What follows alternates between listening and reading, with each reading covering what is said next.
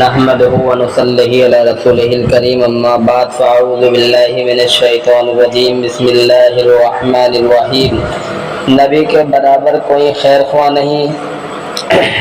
خرب و مرتبہ قسم کھا کر کہا جا سکتا ہے کہ نبی کے برابر کوئی خیر خواہ نہیں ہو سکتا۔ ماں باپ اپنے بچے کے اتنا خیر خواہ نہیں ہو سکتے جتنا نبی ہوتا ہے۔ کوئی باپ اپنے بیٹے کا اتنا ہمدرد نہیں ہوتا جتنا کہ نبی ہوتا ہے۔ اس بنا پر حضور صلی اللہ علیہ وسلم کے سامنے یہ نہیں تھا کہ لوگوں کی دنیاوی ضروریات کیا ہیں، کیسے پوری ہوں گی۔ یہ تعلیم ہے نہ تعلیم ہے، نہ ان کے پاس اسلحہ ہے، نہ کھانے پینے کی چیزیں ہیں، ان کے پاس ضروریات زندگی کچھ بھی نہیں۔ حضور صلی اللہ علیہ وسلم نے دنیا کی چیزوں پر نہ خود ہاتھ ڈالا نہ دوسروں کو ڈالنے دیا، بس انسان کو ٹھیک کرنے میں لگے۔ جب انسان ٹھیک چلے تو ہر چیز ٹھیک چلے گی۔ حضور صلی اللہ علیہ وسلم نے اس کی محنت کی کہ انسان ٹھیک ہو جائے۔ انسانوں کی تعداد بڑھتی جا رہی ہے لیکن ٹھیک کرنے کا کام نہیں کیا جا رہا ہے۔ اس لیے پوری امت کو کام سپرد کیا جو انبیاء علیہ السلام کو سپرد کیا جاتا تھا۔ سب کو بتایا کہ یہ کام ہے، اس کو کرو۔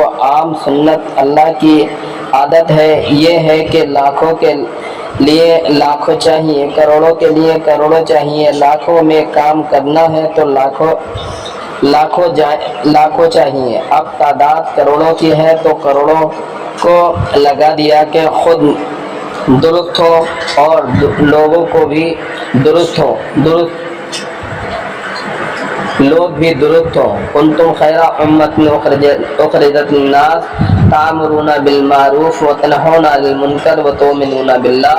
تم بہترین امت ہو، لوگوں کے نفع رسانی کے لیے نکالے گئے ہو، بھیجے گئے ہو، بھلائی کا حکم کرتے ہو، برائی سے روکتے ہو، اللہ پر ایمان رکھتے ہو۔ اس کام سے دنیا اور آخرت کے سارے حالات درست ہو جائیں گے۔ نہ صرف دنیا کے حالات ٹھیک ہوں گے بلکہ اصلی جگہ جنت کے حالات ٹھیک ہوں گے۔ یہ دنیا رہنے کی جگہ نہیں ہے، اصلی جگہ نہیں ہے۔ جس طرح ماں کے پیٹ میں چند ماہ رہے اسی طرح چند دن دنیا کے پیٹ میں رہنا ہے۔ جس طرح ماں کا پیٹ رہنے کی جگہ نہیں ہے اس طرح اللہ کی قسم یہ دنیا بھی رہنے کی جگہ نہیں ہے۔ وہاں ماں کے پیٹ میں غلیظ پانی حیض کا خون پر اس لیے رکھا کہ دنیا میں رہنے کے قابل ہو جائے، یہاں رہنے کے قابل بنانے کے لیے ماں کے پیٹ میں رکھا جاتا ہے، اور دنیا میں اس لیے رکھا جاتا ہے کہ جنت میں جانے کے قابل بن جائے۔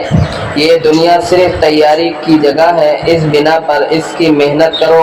کروڑوں کے لیے کروڑوں موجود ہیں۔ جس نے یہ پڑھ لیا لا الہ الا اللہ محمد رسول اللہ، یہ امت مسلمہ ہے۔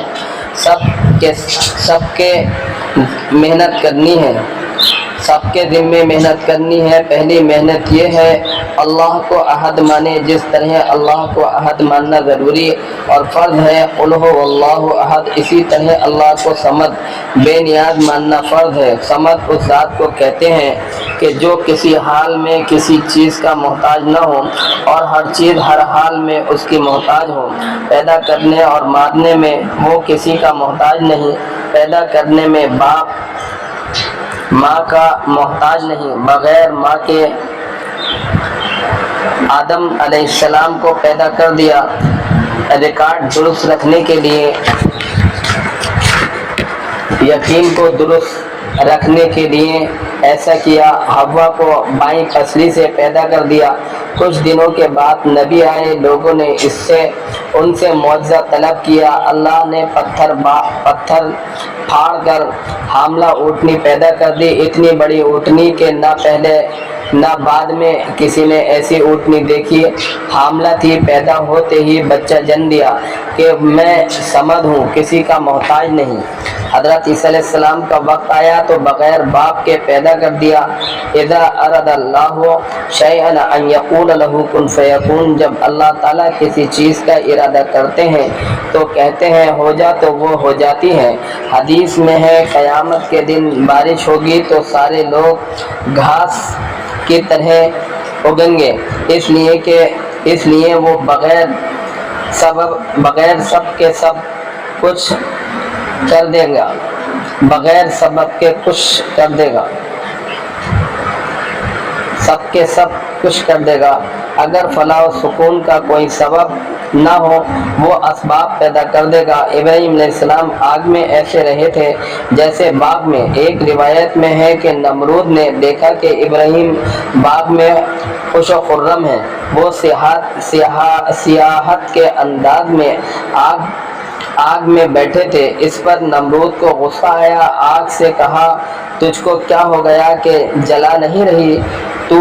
آگ نے کہا اندر آ تو بتاؤں۔ حضرت عیسیٰ علیہ السلام آسمان پر پل رہے ہیں، تمہاری روٹیوں کے بغیر پل رہے ہیں۔ آج کہتے ہیں اللہ پال سکتا ہے، مگر اگر بغیر سبب کے کیسے پالے گا؟ یہ اگر مگر ابو جہل کا خدا ہوگا، محمد صلی اللہ علیہ وسلم اور قرآن والوں کا خدا نہیں ہے۔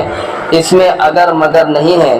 جب بھی تمہارے اعمال ٹھیک ہوں گے اللہ حالات درست فرمائیں گے۔ جس طرح اللہ موسم بدل دیتے ہیں اسی طرح حالات بدل دیتے ہیں۔ حضرت جی مولانا الیاس صاحب رحمۃ اللہ فرماتے تھے اللہ تعالیٰ موسم کی طرح حالات بدلتے ہیں۔ ایک بار ایک سفر میں جانا تھا، اس میں حضرت شیخ مولانا زکریا صاحب رحمۃ اللہ علیہ اور حضرت رائے پوری عبد القادر صاحب رحمۃ اللہ علیہ وغیرہ حضرات تھے۔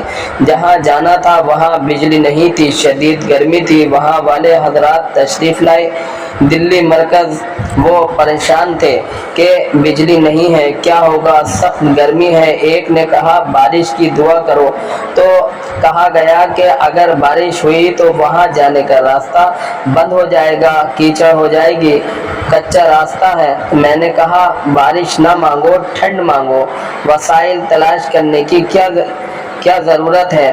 دو آدمی تھے، اس میں بعض ہوتے ہیں جن کا معاملہ اللہ کے ساتھ رہتا ہے۔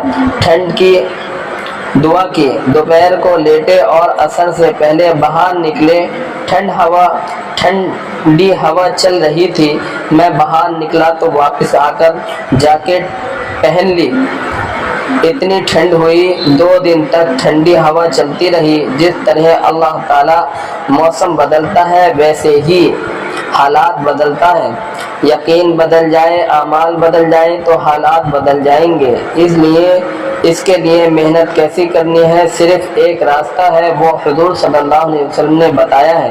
حضور صلی اللہ علیہ وسلم نے صرف بتایا ہی نہیں، صرف سنایا ہی نہیں، صرف سمجھایا ہی نہیں، بلکہ بتایا ہے، سنایا ہے، سمجھایا ہے اور کر کے دکھایا ہے۔ جیسے حضور صلی اللہ علیہ وسلم نے مکہ میں محنت شروع کی تھی ویسے ہی محنت شروع کرنی ہوگی، اور وہ دل پر محنت ہے اور دل سے محنت شروع کرنی ہے۔ جب دل ٹھیک ہوتا ہے تو آدمی ٹھیک ہو جاتا ہے، کائنات ٹھیک ہو جاتی ہے۔ اللہم صل علی